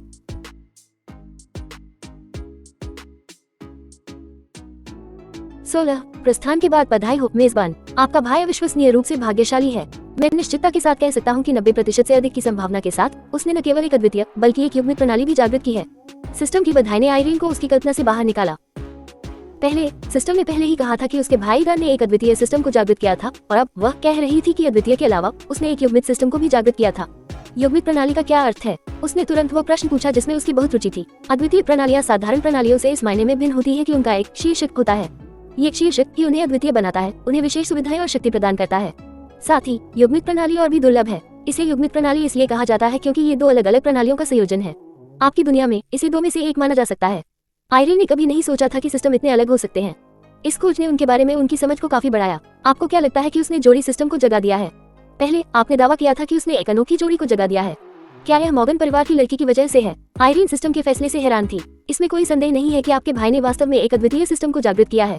इस मामले में सिस्टम गलत नहीं था। उनके शीर्षक की अनूठी आभा इस बात की 100% पुष्टि करती है। जहाँ तक उनके सिस्टम के युग्मित होने का सवाल है, ये सिस्टम कुछ जानकारी का विश्लेषण करने के बाद इस निष्कर्ष पर पहुंचा है। सिस्टम ने तुरंत जानकारी का विश्लेषण किया और आयरीन को इस बात के पुख्ता सबूत दिए कि ईदान और मॉर्गन परिवार की लड़की ने पेयर सिस्टम को जगा दिया था। इसने उसे उसके भाई और लड़की के अचानक और अप्रत्याशित कृत्य के बारे में भी बताया। सिस्टम के अनुसार यह एक अनुष्ठान था। जोड़ी सिस्टम के लिए अनुष्ठान एक अनुबंध पर हस्ताक्षर करने और जागृत लोगों को अपने मेजबान के रूप में स्वीकार करने जैसा कुछ है। आयरीन ने गहरी सांस ली। इस पूरे समय में उसने मॉर्गन परिवार के उसे जीतने के प्रयासों का विरोध किया। लगभग 1 साल तक जागृत रहने के बाद वह उच्च शासक शक्तियों के जटिल खेल को कमोबेश समझ गई है। बाहर से देखने पर सब कुछ शांतिपूर्ण और एकजुट लग रहा था, लेकिन अंदर यूनाइटेड फेडरेशन की नींव पहले से ही टूट रही है। आपदा के बाद से 1 साल में परिषद के भीतर कई गुट बन गए हैं और अब वे सभी फेडरेशन के सभी संभावित जागरूक नायकों को अपनी ओर आकर्षित करने की कोशिश कर रहे हैं। 10 आपदाओं में से पहली पर काबू पाने के बाद स्थिति और भी बदतर हो गई। अब होने वाली घटनाओं में शामिल होने से बचने के अपने सर्वोत्तम प्रयासों के बावजूद उसका छोटा भाई जागरूक व्यक्ति बन गया था, जो मॉर्गन परिवार से जुड़ा हुआ था। यह अप्रत्यक्ष रूप से उसे मॉर्गन परिवार की ताकत का हिस्सा बनाता है। आयरीन ने अरसलान की ओर देखा, जो उस समय गहरी सोच में डूबा हुआ था। अरसलान, जिसने अभी अभी अपने सिस्टम से बात करना समाप्त किया था, आयरीन की तरह समझने लगा कि क्या हो रहा था। उसे अपनी बड़ी बहन और ईदान के बारे में पता चला, साथ ही यह भी कि कैसे उन दोनों ने जोड़ी सिस्टम को जगाया जिसने उन्हें एक साथ बांधा था। यही एकमात्र स्पष्टीकरण है जो उसकी बहन की अप्रत्याशित हरकतों को सही ठहराता है। अरसलान ने झुंझलाहट से अपनी कनपटी रगड़ी और चारों ओर देखा। उसके चारों ओर का स्थान अभी भी सील था और आम लोग न तो इस जगह में प्रवेश कर सकते थे और न ही बाहर निकल सकते थे, यहाँ तक कि इस जगह से संचार भी उपलब्ध नहीं था। आयरीन की क्षमता के कारण उन्होंने सभी रिकॉर्डों को हटा दिया, सिवाय उन रिकॉर्डों की जो उनके कार्य करने से पहले ऑनलाइन थे। जैसे ही अरसलान ने अपनी क्षमताएं खत्म की, उसने और आयरीन ने महसूस किया कि उस दिन दूसरी बार एक रहस्यमयी शक्ति उनके शरीर में प्रवेश कर गई और उनकी ताकत कम हो गई। पिछली बार के विपरीत इस बार कमजोरी काफी महत्वपूर्ण थी। अरे बहन, वह मुसीबत के अलावा कुछ नहीं है। अरसलान ने जोर से कसम खाई। उसने अपना स्मार्टफोन निकाला और खबरें ब्राउज करना शुरू कर दिया, उम्मीद करते हुए कि किसी ने ये जानकारी पोस्ट नहीं की होगी। हालांकि उन्हें ये जानकर आश्चर्य हुआ कि यह खबर पहले से ही वेब पर मौजूद थी। इस जोड़े के बारे में ऑनलाइन इतनी जानकारी और अफवाहें थी कि यह पता लगाना मुश्किल था कि क्या सच था और क्या झूठ। येलो प्रेस ने अपनी सारी गतिविधियां दिखा दी। पत्रकारों ने जल्दी ही ईदान और एराबेल के बारे में बहुत सारी जानकारी एकत्र कर ली। समाचार में बताया गया कि गाला में उनकी मुलाकात कैसे हुई और कैसे मॉर्गन परिवार की उत्तराधिकारी ने व्यक्तिगत रूप से फेडरेशन की नायिका आयरीन फेन के अचेतन छोटे भाई को नृत्य करने के लिए आमंत्रित किया, इस तथ्य के बावजूद कि उसका पहले से ही एक मंगेतर था जो प्रसिद्ध और प्रभावशाली ह्यू परिवार का उत्तराधिकारी था। अब इस खबर में चौंकाने वाली जानकारी यह जो गई है कि ईदान फेन ने एरबेल मॉर्गन को शादी का प्रस्ताव दिया है, और सबसे आश्चर्यजनक बात यह है कि एरबेल ने प्रस्ताव स्वीकार कर लिया, अंगूठी पहनाई और सहमति के तौर पर अपने साथी को एक चुंबन भी दिया। इस खबर के साथ मौके पर शूट किया गया एक उच्च गुणवत्ता वाला वीडियो भी था। कैमरामैन ने एक भी महत्वपूर्ण क्षण नहीं छोड़ा और फ्रेम में हाथ और दिल की पेशकश करते हुए ईदान की आवाज स्पष्ट रूप से सुनी गई। पहले तो मॉर्गन परिवार ने इस खबर को नकारने की कोशिश की और दावा किया कि यह उनकी प्रतिष्ठा को कमजोर करने के उद्देश्य से प्रतिद्वंद्वियों द्वारा उकसाया गया था। हालांकि वीडियो की मौजूदगी ने उनके स्पष्टीकरण को पूरी तरह से खारिज कर दिया। जब अरसलान ने ये जानकारी पढ़ी तो उसका चेहरा गुस्से से विकृत हो गया। वह अपनी बड़ी बहन को ढूंढकर उसे बुरी तरह डांटना चाहता था। अरे, हमने तो बस अपना कर्म बर्बाद कर दिया है, अरसलान ने कहा, यह महसूस करते हुए कि सच्चाई को छुपाने के उनके प्रयास विफल हो गए थे। आयरीन, जो अरसलान के लगातार बदलते चेहरे को देख रही थी, कुछ नहीं बोली। उसे एहसास हुआ कि वे मामले को दबाने में विफल रहे हैं। टीकाकरण की दूसरी लहर जल्द ही शुरू होने की उम्मीद है। मुझे लगता है कि आपको पहले से ही के बारे में जानकारी मिल चुकी होगी, आयरीन ने अरसलान की ओर मुड़ते हुए पूछा। जवाब में उसने बस सिर हिलाया, ये पुष्टि करते हुए कि उसे सब कुछ पता था। मुझे संदेह है कि हमारे रिश्तेदारों के पास इस समय तक लौटने का समय होगा। जहाँ तक मैं सिस्टम से प्राप्त जानकारी से समझती हूँ, उनका सिस्टम हमारे सिस्टम से अलग है और उनके पास अधिक विशेषाधिकार हैं। इसलिए उन्हें तब तक इंतजार नहीं करना पड़ता जब तक कि कनेक्टेड दुनिया में अगले स्थानांतरण के लिए पर्याप्त जागृत लोग न हों, और मुझे नहीं लगता कि हम उन्हें वहाँ पा सकेंगे, आयरीन ने कहा। अरसलान भी उसके निष्कर्षों से सहमत था। ईडन और एरबेल सिस्टम के विपरीत उनके अपने सिस्टम की कुछ सीमाएं थी। वे दो दुनियाओं की सीमाओं को स्वतंत्र रूप से पार नहीं कर सकते थे। उन्हें वहाँ पोर्टल खोलने के लिए पर्याप्त ऊर्जा और शक्ति की आवश्यकता थी। मैं नहीं कह सकती कि दुनिया में अराजकता फैलने में कितना समय बचा है, लेकिन निकट भविष्य में आपको कुछ करना है। अगर आपको किसी तरह की मदद की जरूरत है तो आप मुझसे संपर्क कर सकते हैं। अगर मैं कर सकती हूँ तो मैं मदद करूंगी। हालांकि मैं आपको तुरंत चेतावनी देना चाहती हूँ, अपनी उम्मीदें मत बढ़ाइए। मैंने केवल अपने छोटे भाई की वजह से आपकी मदद करने का फैसला किया, जिसने दुर्भाग्य से आपके परिवार से संपर्क किया। इन शब्दों के साथ आयरीन मुड़ी और चली गई। अरसलान अपनी जगह पर खड़ा रहा। कोई नहीं जानता था कि वह उस समय क्या सोच रहा था। वह चुपचाप उस दिशा में देख रहा था जहाँ आयरीन गई थी। 17 दूसरी दुनिया में आगमन। एक सुनसान इलाके में, एक रहस्यमय अंधेरे जंगल के बीच में, एक छोटी सी जगह में जहाँ एक नदी है, जबकि सूरज पहले से ही क्षितिज के नीचे डूबने लगा था, अंतरिक्ष विकृत और फटने लगा। जल्द ही लगभग 3 मीटर व्यास वाला एक स्थानिक छेद अपनी जगह पर दिखाई दिया। 2 जीव इस दरार से जोर से उड़े, जो एक धमाके के साथ जमीन पर गिरे। लानत है, काले बालों वाला एक युवा लड़का जो काले रंग का शाम का सूट पहने हुए था, कसम खाकर बोला। उसका साफ सूट जमीन पर गिरने से गंदा हो गया था। दूसरा जीव एक मानव लड़की थी जिसके लंबे लाल बाल थे। अपने साथी के विपरीत वह गिरने के दर्द से केवल थोड़ा कराहती थी और बाकी समय चुप रहती थी। उसके लंबे लाल बाल भी गंदगी से सने हुए थे और वह अस्त-व्यस्त दिख रही थी। ये दोनों ईदान फेन और एराबेल मॉर्गन थे, जो बाहरी लोग थे और एक स्थानिक दरार के माध्यम से इस दुनिया में आए थे। दरार ने उन्हें बाहर निकाल दिया और बंद हो गई, जिससे वे एक अनजान दुनिया में अकेले रह गए। ईदान और एराबेल ने अपने पैरों पर खड़े होने की कोशिश की, लेकिन उनके शरीर उन्हें अविश्वसनीय रूप से भारी लग रहे थे। वे मुश्किल से खड़े हो पा रहे थे, अपना संतुलन बनाए रखना तो दूर की बात थी। उनके सिर घूम रहे थे और उनका समन्वय खो गया और वे जमीन पर अपने नितंबों के बल गिर पड़े। यह एक अजीब सा एहसास था, मानो वे अपने शरीर में नहीं बल्कि किसी और के शरीर में हों। अब जाकर उन्हें एहसास हुआ कि उनके लिए अपने हाथ उठाना, मुट्ठियां बंद करना और यहाँ तक कि सांस लेना भी मुश्किल हो गया था। सिस्टम, क्या चल रहा है? ईदान ने मन ही मन पूछा। उस समय उसके बगल में बैठी एराबेल ने अपने सिर में उसकी आवाज सुनी और आश्चर्यचकित हो गई। उसे यकीन था कि ईदान ने वे शब्द जोर से नहीं कहे थे। वह उसके विचारों को कैसे सुन पाए। बधाई हो मेजबानों आपकी जागृति पर। इस समय आपके शरीर में परिवर्तन हो रहे हैं और आपके पुराने रिफ्लेक्स और आपके शरीर की समझ नई संवेदनाओं के साथ संघर्ष कर रही है। आपके मस्तिष्क को इन परिवर्तनों के अनुकूल होने में कुछ समय लगेगा। हमेशा की तरह सिस्टम ने जो कुछ हो रहा था उसके कारणों को शीघ्रतापूर्वक और स्पष्ट रूप से समझाया। यही बात है, अरेबेल ने मन ही मन कहा। ईदान ने अपने सिर में उसकी आवाज सुनकर आश्चर्य से उसकी ओर देखा।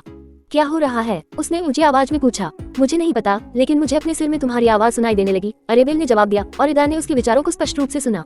उसी समय उसने देखा कि अरेबेल ने बोलते समय अपने होंठ नहीं हिलाए। यह एक मानसिक संबंध है जो आपके जागरण के साथ सिस्टम के एकीकरण और जागरण के बाद स्थापित हुआ था, सिस्टम ने समझाया।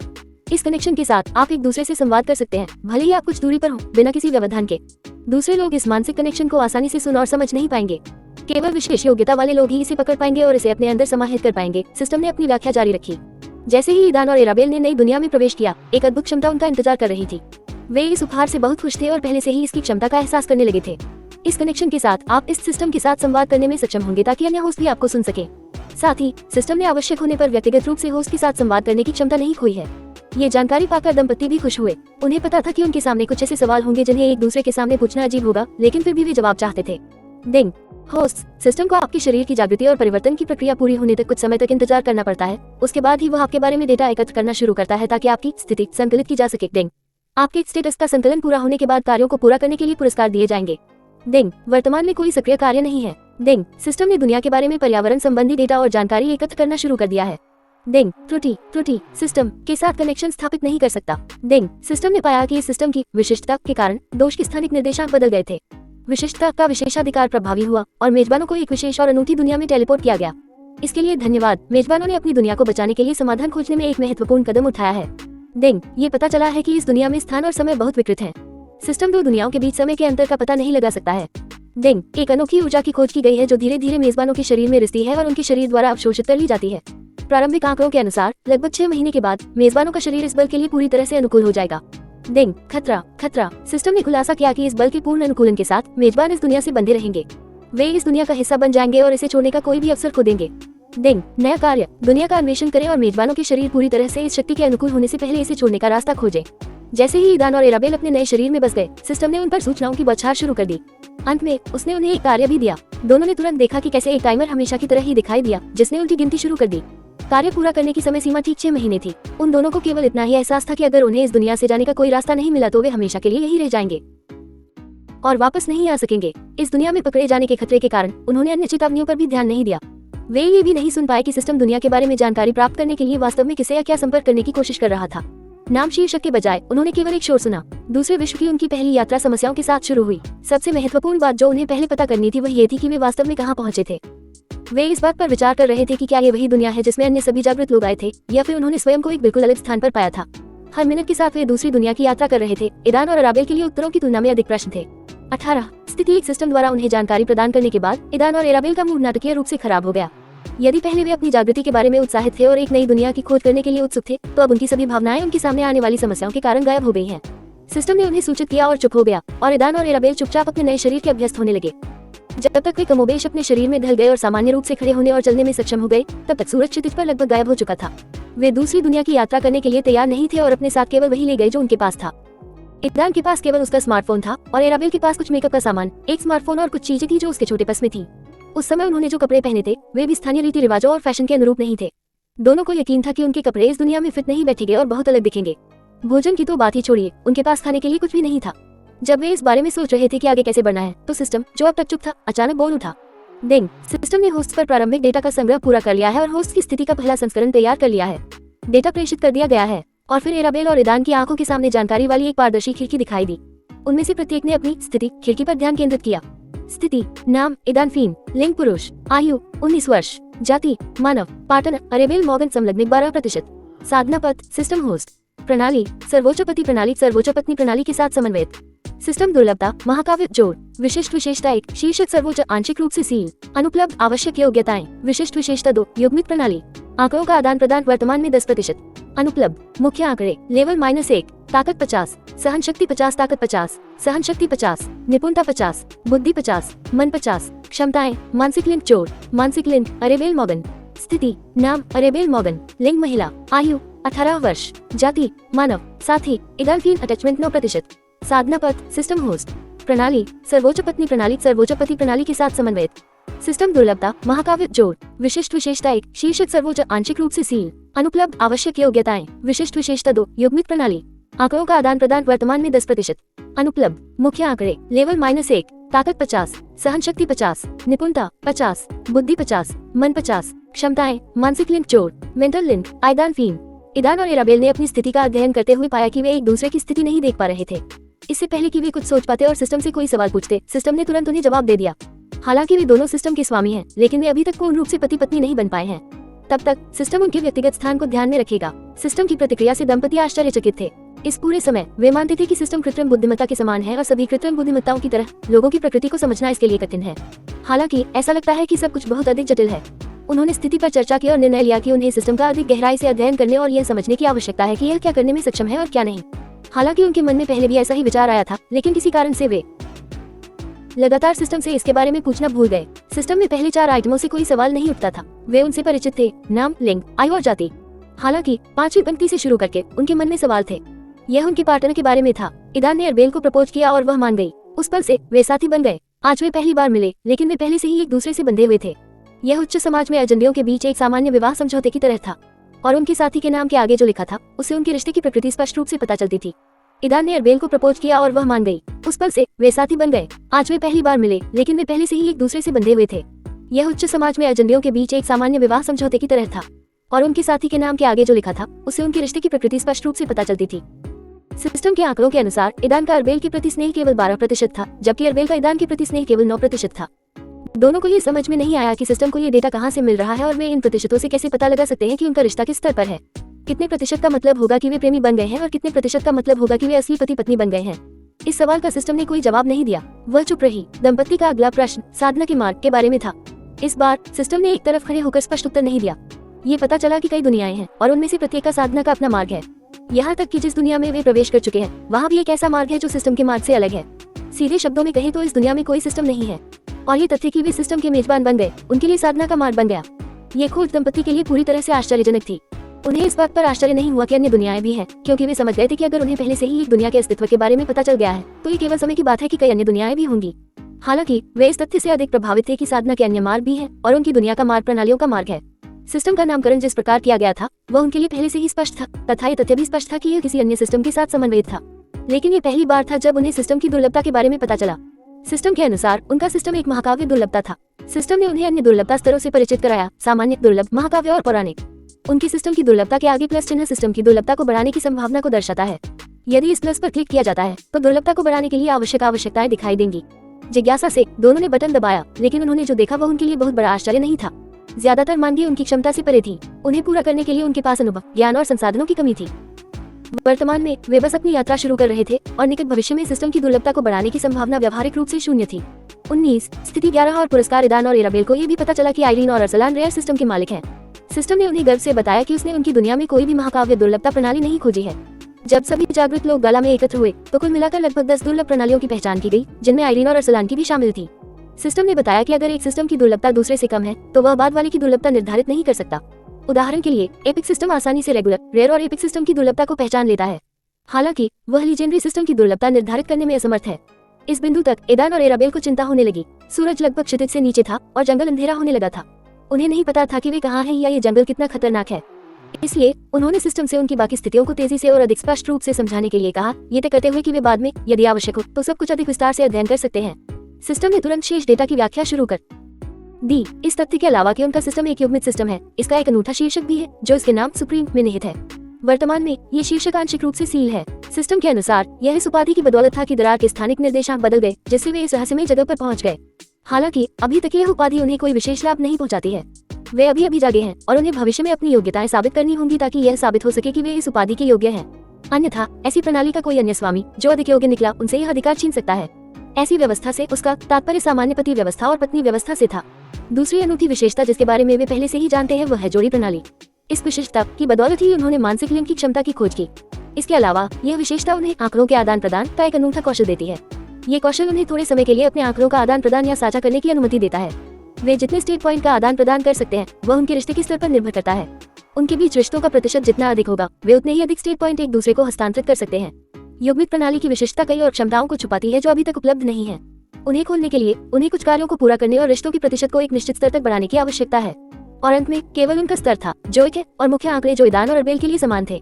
सिस्टम ने उन्हें बस इतना बताया कि वे अभी जागे हैं और अपनी यात्रा शुरू की है और उनके आंकड़े धीरे धीरे बदलेंगे, उनके अनुकूल होंगे। इसका मतलब ये था कि आंकड़ों के अंक अलग अलग मापदंडों के बीच फिर से वितरित किए जाएंगे और अब वे पहले जैसे नहीं रहेंगे। डिंग, सिस्टम पूर्ण हो चुके कार्यों की गिनती और पुरस्कार देना शुरू कर देता है। ईदान और एराबेल ये शब्द सुनकर थोड़े उत्साहित हो गए। वे सिस्टम द्वारा उनके लिए तैयार किए गए पुरस्कारों के बारे में जानने के लिए उत्सुक थे। डिंग, मेजबानों के सामने मौजूद स्थिति के कारण सिस्टम ने अपने पुरस्कारों को समायोजित करने का फैसला किया। डिंग, कार्य है अपने भावी पति को 1 घंटे के लिए नृत्य करने के लिए आमंत्रित करें, पूरा हुआ। डिंग, कार्य पूरा करने के लिए ब्यूटी पिल के रूप में मिलने वाले इनाम को किचन सेट, मसाले और सुप्रीम मचेन सिस्टम के एक नियमित ग्राहक से कूपन से बदल दिया गया। ईदान और अराबेल ने जो कुछ सुना था उससे वे पूरी तरह हैरान थे। सिस्टम, तुम मजाक कर रहे हो है ना? ईदान ने पूछा। वह अभी भी सदमे से उबर रहा था। इस समय अराबेल को होश आया और वह घबराकर सिस्टम की ओर मुड़ी। 1 मिनट रुको, मुझे एक गोली चाहिए। ऐसी गोली का सपना कौन सी महिला नहीं देखेगी। हालांकि सिस्टम ने अरेबेल पर कोई ध्यान नहीं दिया। जोड़े के सामने अंतरिक्ष में एक छोटी सी दरार बन गई जिसमें से विभिन्न रसोई के बर्तन और मसाले बाहर उड़ने लगे। दरार से निकलने वाला आखिरी छोटा कूपन था जो चकित अरेबेल के पास उड़ गया और उसके सामने मदरा गया। कूपन पर लिखा था सुप्रीम ट्रेडिंग कंपनी का नियमित ग्राहक और कूपन नंबर। नहीं, मुझे इस कूपन की जरूरत नहीं है, मुझे अपनी गोली चाहिए, अरेबेल ने कहा, जो हो रहा था उसे स्वीकार नहीं कर पा रही थी। उसने विरोध करना शुरू कर दिया। लानत है तुझ पर सिस्टम पर, मुझे मेरी गोली वापस दो। होस्ट को सिस्टम को डांटना नहीं चाहिए। दूसरी चेतावनी जारी की जाती है। तीसरी चेतावनी के बाद आपको दंडित किया जाएगा। अरे शांत हो जाओ, ईदान ने बीच में कहा। वह समझता था कि महिलाओं के लिए ऐसी गोली कितनी महत्वपूर्ण है, इसलिए वह अरेबेल की प्रतिक्रिया से हैरान नहीं था। यदि सिस्टम कार्य पूरा करने के लिए ऐसी गोली देने में सक्षम था तो सबसे अधिक संभावना है कि हमें भविष्य में इसे प्राप्त करने का अवसर मिलेगा। मुझे इस बात का यकीन है, और यदि नहीं तो मैं आपको वचन देता हूँ कि मैं व्यक्तिगत रूप से इसे आपके लिए लाऊंगा। ईदान ने गंभीरता से कहा। इन शब्दों के बाद ही अराबेल शांत हुआ और अपनी बातों से थोड़ा शर्मिंदा हुआ। फिर उन दोनों ने अपना ध्यान अपने सामने पड़ी ढेर सारी वस्तुओं पर लगाया। उनके मन में एक ही विचार था, इस धन का क्या और कैसे किया जाए। जब अरेबेल ने अपने सामने लटके कूपन को छुआ तो वह टुकड़ों में बिखर गया और उसके शरीर में प्रवेश कर गया। उस पल उसने अपने सिर में सिस्टम की नीरस आवाज सुनी। डिंग, सुप्रीम मर्चेंट सिस्टम से नियमित ग्राहक का कूपन लागू हो गया है। ट्रेडिंग फंक्शन खुला है। होस्ट सुप्रीम मर्चेंट सिस्टम के साथ सौदेबाजी कर सकता है। व्यापार कार्य की खोज से ईदान और अराबेल आश्चर्यचकित हो गए। डिंग, ट्रेडिंग फंक्शन होस्ट की स्तर तक सीमित है। स्टोर में केवल वे आइटम उपलब्ध हैं जो मालिकों की वर्तमान जरूरतों को पूरा करते हैं। ट्रेडिंग के लिए मुद्रा सिस्टम पॉइंट है। ईदान और अराबेल ने देखा कि उनकी स्टेटस में नीचे ट्रेडिंग में एक नई लाइन दिखाई दी। साथ ही एक संकेतक भी उनके खाते में सिस्टम पॉइंट की संख्या दिखा रहा था। फिलहाल संकेतक 0 प्रदर्शित कर रहा था। डिंग, सिस्टम पॉइंट सिस्टम टास्क पूरा करके या सुप्रीम मर्चेंट सिस्टम को आइटम बेचकर अर्जित किए जा सकते हैं। सुप्रीम मर्चेंट सिस्टम को सब कुछ बेचा जा सकता है। जिन चीजों की मालिकों को जरूरत नहीं है वे दूसरों के काम आ सकती है और सिस्टम को ऐसे सामान के लिए खरीदार आसानी से मिल जाएंगे।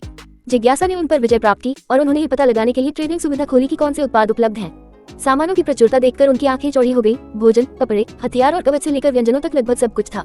हालांकि ऊंची कीमतों को देखने और यह महसूस करने के बाद कि उनके पास कोई अंक नहीं है, दंपति निराश हो गए।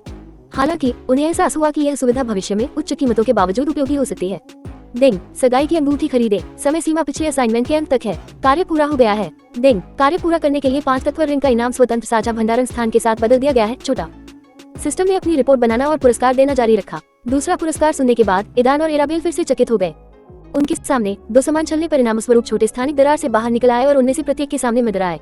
ये रिंग्स एक छोटे स्वतंत्र साझा भंडारण स्थान की कुंजी है। इसे एक्सेस करने के लिए रिंग्स को अपने आप से लिंक करें। सिस्टम की आवाज सुनाई दी। हाँ, आखिरकार ईदान ने कहा। पहले कार्य के लिए इनाम पाने के बाद उन्हें यही चाहिए था। अराबेल ने भी उसकी खुशी में हिस्सा लेते हुए उत्साहपूर्वक अंगूठी बांधनी शुरू कर दी और ईदान की तरह ही उसे अपने दाहिने हाथ की मध्यमा उंगली में पहन लिया। 20 पुरस्कार। ईदान और अराबेल ने आसानी से सिस्टम के निर्देशों का पालन किया और अंगूठियों को अपने हाथों में बांध लिया। अब केवल एक ही सवाल था, उनका उपयोग कैसे करें। और एक बार फिर सिस्टम उनके बचाव में आया। जागृति के बाद प्रत्येक सिस्टम होस्ट अपनी आत्मा को जागृत करता है। ये होस्ट की आत्माओं के साथ है कि सिस्टम के साथ संबंध स्थापित होता है।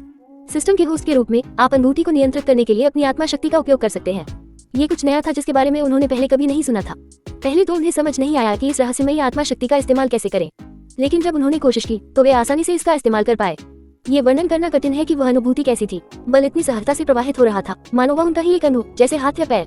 अपनी नई ताकत का परीक्षण करते हुए ईदान और अराबेल को जल्द ही अपने पूरे शरीर में भारीपन महसूस हुआ। ये शारीरिक थकान की तरह नहीं बल्कि कुछ और महसूस हुआ। अत्यधिक परिश्रम के कारण उन्होंने बहुत अधिक आत्मिक शक्ति का उपयोग किया था और उनकी आत्मा अत्यधिक विस्तारित हो गई थी, जिसके कारण ये थकान हुई। यह अजीब है, मेरे स्टेटस में सोल फोर्स के बारे में कोई जानकारी क्यों नहीं है? अराबेल ने अपना स्टेटस चेक करते हुए पूछा। अगर यह उनकी अपनी शक्ति है तो सिस्टम इसे क्यों नहीं दिखाता? मुख्य आंकड़ों के अलावा कुछ छिपे हुए आंकड़े भी हैं जिन्हें सिस्टम संख्यात्मक रूप से प्रदर्शित नहीं कर सकता है। इन छिपे हुए आंकड़ों में किस्मत, करिश्मा, कर्म और आत्मिक शक्ति शामिल है। हालांकि सिस्टम इन मापदंडों के सटीक मान दिखाने में सक्षम नहीं है, लेकिन यह उनके परिवर्तनों को ट्रैक कर सकता है। दिलचस्प है, ईदान ने इन छिपे हुए आंकड़ों पर विचार करते हुए सोचा। अगर संभव हो तो वह खुद और एराबेल से इन मापदंडों के अनुमानित मूल्य जानना चाहेगा। जब दंपति ने आत्मा शक्ति का उपयोग करने की कला में महारत हासिल कर ली तो वे जल्दी ही समझ गए कि अंगूठी को कैसे नियंत्रित किया जाए। अभ्यास करते हुए उन्होंने एराबेल की खोज को पूरा करने के लिए इनाम के रूप में जो कुछ भी प्राप्त किया था उसे इस स्थान पर रख दिया। ये जगह चौकोर आकार की लगभग 4 गुना 4 मीटर की छोटी सी थी। हालांकि शुरू में ये युवा जोड़े की जरूरतों के लिए पर्याप्त से ज्यादा थी। डेंग, अतिरिक्त कार्य अपने साथी को डेट पर आमंत्रित करें, पूरा हो गया है। डेंग, ब्यूटी सिस्टम से एक अनोखी हेयर केयर किट के रूप में मिलने वाले इनाम को एक शुरुआती एडवेंचरर किट और इस दुनिया के एडवेंचरर गिल्ड में एक पहचान पत्र से बदल दिया गया है। प्रारंभिक इनाम सुनने के बाद ईदान को अपनी दाहिनी आंख फरकती हुई महसूस हुई। क्या यह उसका कार्य नहीं था? ये ब्यूटी सिस्टम से अनोखा सेट क्या है? बाद में ही उसे एहसास हुआ कि यह कार्य मूल रूप से एरेबेल को दिया गया था और उसके बाद ही इसे उसके पास पुनर्निर्देशित किया गया था। ऐसा लगता है कि सिस्टम ने पहले से ही एरेबेल के लिए इनाम निर्धारित कर दिया था और पुनर्निर्देशित करने के बाद वह बदलाव नहीं कर सकती थी और इनाम उसके लिए ही बना रहा। यदि व्यवस्था जागृत न होती और उनकी वास्तविक आवश्यकताओं के अनुसार पुरस्कार को समायोजित करने की उनकी इच्छा न होती तो उन्हें अद्वितीय सेट प्राप्त होता। अपनी आंख के कोने से ईदान ने एरेबेल की ओर देखा, जिसका मूड पुरस्कारों के बारे में सुनने के बाद खराब हो गया था। वह फिर से बुरे मूड में थी। ऐसा लग रहा था कि गोली की तरह ही उसे एडवेंचर किट के बजाय ये यूनिक हेयर केयर किट लेना ज्यादा पसंद है। वह खुद पर धीरे से हंसा, ये भूलकर कि उनके बीच एक मानसिक संबंध था जो वर्तमान में काम कर रहा था। एराबेल ने उसकी हंसी सुनकर नाराजगी से ईदान की तरफ देखा। अपनी गलती का एहसास होने पर वह खुद को सही ठहराने लगा और माफी मांगने लगा। उसने ये भी वादा किया कि वह उसे अनोखी हेयर केयर किट दिलवाने में मदद करने की कोशिश करेगा। इस सेट को पाने के लिए इन माफी और वादों ने उसका मनोबल बढ़ाया और वह उसके साथ धीरे से हंस पड़ी। वह समझ गई कि वह बस उसे खुश करने की कोशिश कर रहा था और उसे उसकी हरकतों से कोई एतराज नहीं था। सिस्टम के अनुसार शुरुआती साहसी किट में वह सब कुछ शामिल था जो एक साहसी बनने का फैसला करने वाले व्यक्ति के लिए आवश्यक था। साफ और नए कपड़े, विभिन्न प्रकार के हथियार, लंबी पैदल यात्रा के उपकरण, आपूर्ति और यहाँ तक कि कुछ स्थानीय मुद्रा भी। ईदान को नहीं पता था कि यूनिक हेयर केयर किट में क्या क्या शामिल हो सकता है, लेकिन शुरुआती एडवेंचर किट के लिए उन्हें जो मिला वह उनकी सभी अपेक्षाओं से कहीं अधिक था। दंपति को आश्चर्य होने लगा, क्या सभी सिस्टम के मालिकों को सचमुच एक साधारण कार्य पूरा करने के लिए इतनी सारी मूल्यवान चीजें मिलती हैं? इस प्रश्न के उत्तर पर सिस्टम ने जो उत्तर दिया उससे दंपति आश्चर्यचकित हो गए और उन्हें वो कार्य याद आ गया जो उन्हें दिया गया था। इससे पहले कि मेजबानों के शरीर इस शक्ति के प्रति पूरी तरह अनुकूल हो जाएं, दुनिया का अन्वेषण करो और इसे छोड़ने का रास्ता खोजो। उनके मन में यह विचार आया। इन सभी पुरस्कारों और नई जानकारी के साथ वे पहले से ही इसके बारे में भूलने में कामयाब हो गए हैं, लेकिन अब उन्हें आखिरकार एहसास हुआ कि ये सभी पुरस्कार सिस्टम द्वारा किसी कारण से दिए गए थे, लेकिन स्थिति की गंभीरता के संकेत के रूप में। सिस्टम ने इस मुश्किल घड़ी में उनकी मदद करने की पूरी कोशिश की। सिस्टम के अनुसार वे अपने शीर्षक सुप्रीम के प्रभाव के कारण खुद को इस स्थिति में पाते हैं। उन्हें यहाँ नहीं होना चाहिए, खासकर अब जब वे अभी जागे हैं। इस वजह से स्थिति बेहद खतरनाक और कठिन हो गई है। अगर उन्हें इस जगह से निकलने का कोई रास्ता नहीं मिलता है तो वे हमेशा के लिए यहाँ रहेंगे और सिस्टम उनके साथ रहेगा। और उनसे बंधे होने के कारण सिस्टम को अपनी विशिष्टता और सुप्रीम की अपनी उपाधि छोड़नी होगी। इस संबंध में प्रणाली के पास पुरस्कारों को समायोजित करने और उन्हें वो देने के अच्छे कारण थे जो उस समय आवश्यक था। उन्हें इसकी कोई परवाह नहीं थी। हालांकि वे साधारण से दिखने वाले कार्य के लिए इतने शानदार पुरस्कार पाकर थोड़े शर्मिंदा थे। उन्होंने जल्दी से सब कुछ एक रिंग में रख दिया और बाद में सब कुछ निपटाने का फैसला किया। अंत में उन्हें प्रत्येक को एक कार्ड मिला जिसके बारे में सिस्टम ने बताया कि यह इस दुनिया में एक साहसी व्यक्ति का पहचान पत्र है और यह डेटा वास्तविक था। उनके पहचान पत्रों पर उनके असली नाम, उम्र और एडवेंचरर की रैंक दिखाई गई। पहचान पत्र के साथ उन्हें इस दुनिया में उनकी पहचान के बारे में एक छोटी सी किंवदंती मिली। इस किंवदंती के अनुसार वे दोनों लुडेलिया महाद्वीप के एक दूर के गांव से आए थे। वे बचपन के दोस्त थे जिन्होंने एडवेंचरर बनने का फैसला किया और उन सभी की तरह अपनी किस्मत आजमाने और प्रसिद्ध कालकोठरी को जीतने की कोशिश करने के लिए प्रसिद्ध जेमशील भूलभुलैया महाद्वीप पर गए। इस रहस्यमय किंवदंती ने पहले ही जोड़े को कुछ सुराग दे दिए थे, लेकिन वे अभी भी निश्चित नहीं थे कि वे कहाँ हैं। सिस्टम भी उनके स्थान का सटीक पता नहीं लगा सका। उसे बस इतना पता था कि वे एक जुड़ी हुई दुनिया में थे, लेकिन वास्तव में वे कहाँ थे ये रहस्य बना रहा। सिस्टम ने मान लिया कि वे एक अलग स्वतंत्र स्थान पर थे। डेंग, असाइनमेंट है, अपने भावी पति के विवाह प्रस्ताव को स्वीकार करें, अंगूठी पहने और उसे चूमे, अपनी सहमति की पुष्टि करें। पूरा हो गया। इन स्पष्टीकरणों के बाद सिस्टम ने अपनी रिपोर्टिंग और पुरस्कार देने की प्रक्रिया जारी रखी। अरेबेल शर्म से लाल हो गई और अपने हाथों से अपना चेहरा ढक लिया। ईदान ने उसे देखकर धीरे से मुस्कुराया। उसे पहले से ही संदेह था कि यह चुंबन सिस्टम के किसी मिशन का हिस्सा था और अब उसे इस बात का यकीन हो गया था। इस बार उसे एक हास्यास्पद और शर्मनाक काम करने के लिए नियुक्त किया गया था। डेंग, वासना प्रणाली से सेक्सी कपड़ों के सेट के रूप में इनाम को भूत मास्क के साथ बदल दिया गया है। अरेबेल खुश थी कि उसे यह पुरस्कार नहीं मिला। उसे अजीब लगा जब उसने देखा कि ईदान कितना हैरान था। उसे देखकर नया पुरस्कार घोस्ट मास्क केवल अरेबेल के लिए था। इस बार ईदान को उसके प्राप्तकर्ताओं की सूची से बाहर रखा गया था। इस मुखौटे के साथ अरेबेल अपनी उपस्थिति बदल सकती थी, अपनी सुंदरता को छिपा सकती थी और कम ध्यान देने योग्य बन सकती थी। सिस्टम ने उसे संभावित समस्याओं से बचाने के लिए यह इनाम दिया। सिस्टम के अनुसार उसके मालिक की सुंदरता अभी तक राज्यों को नष्ट करने में सक्षम नहीं है, लेकिन यह संभावित खतरे को आकर्षित कर सकती है। ईदान सिस्टम से पूरी तरह सहमत था और खुश था कि उसने इस बात को ध्यान में रखा। एराबेल शुरू में सिस्टम के स्पष्टीकरण से नाखुश थी, लेकिन कुछ सोचने के बाद वह भी सहमत हो गई। उसने हमेशा मास्क पहनने का फैसला किया जब वे अन्य लोगों से घिरे हों।